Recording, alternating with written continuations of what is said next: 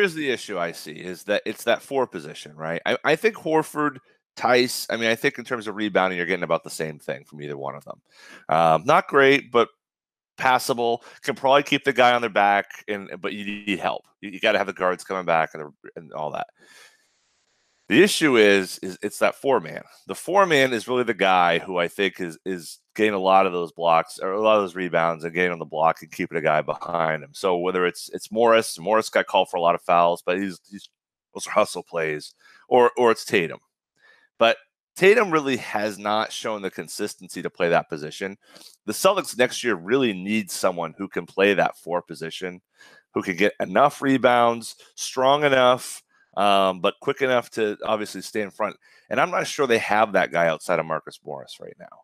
And so if that's the case, where do you look? And I think you look at number 20.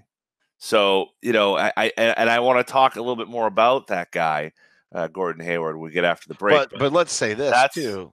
You're right. That definitely flows. And we were 100% hitting Gordon Hayward coming out of that break. Yeah. But I want to complete that thought as it relates to the Philly game, since we're talking about the physicality. We're talking about that foul that Ben Simmons got away with under the basket. And I'll say basically that Tice was getting eaten alive.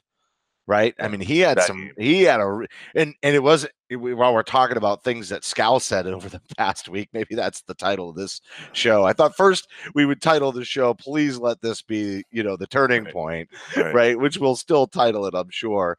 But it could also be things Scal said in the last week, because he was talking about Tice. He's like, he never has a bad game. You like what he gives you. He has, okay games. He has good games. Every once in a while he might have a great game, but he never has a bad game.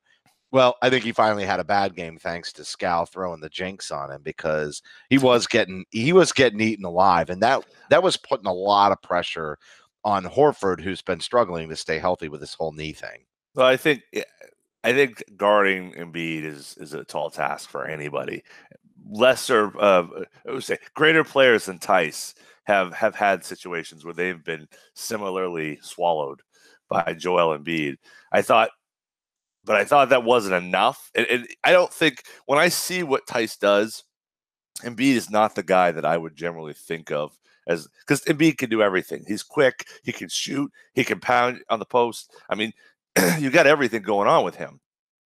And Tice really is, he's a 6'9" guy. He's not like a 6'11", kind of a little bit, long, but, narrow, kind of like a Robert Williams. He's 6'9". He's small.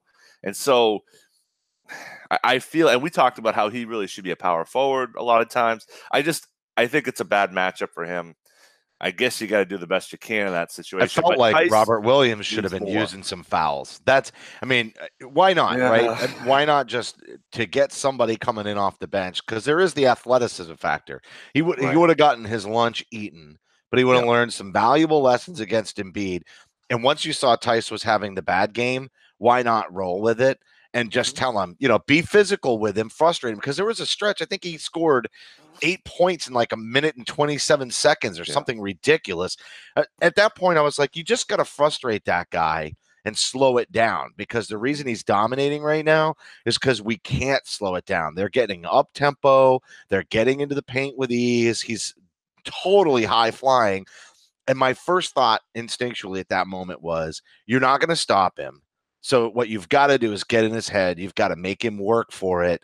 And put him at the line and just slow this pace down a little bit. And I felt like Williams could have used up some fouls. And I've been a big fan of using your fouls, and that's not something that I think Brad really instructs the team to do. But that's a comment I've made, several times during the Brad Stevens era. Well, I think, and the foul that is near the end of the fourth, where Tatum wraps up Ben Simmons, where he was kind of runaway freight train. Simmons missed one, right? And then, so there are times when that really, really does work to your advantage. I think that you're right. I think Williams probably deserved a spot. Get the Time Lord in there and see what he can do. I also think that it goes back to this issue of the power forward spot, and having the right fit for what this team needs. If you go small, you need the right effort and the right production from a guy in that position.